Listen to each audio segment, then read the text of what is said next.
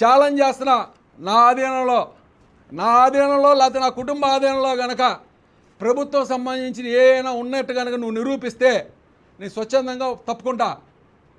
నేను ప్రతి ఆస్తి కూడా వైట్ అమౌంట్తో కట్టి నేను కొనుక్కున్నటువంటి పరిస్థితి. నువ్వు అవాకులు చవాకులు పేలావు. దేవుడి మాన్యం ఏదో మా కింద ఉందని, నేనేదో దౌర్జన్యం చేస్తున్నానని, లేకపోతే దాన్ని ఏదో ఇది చేస్తున్నానని ఏదో మాట్లాడావు.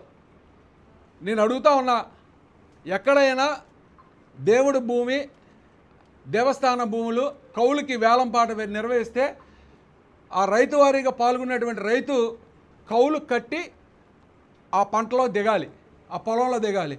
గడిచిన 2 సంవత్సరాల కాల పరిమితి పూర్తయిన వెంటనే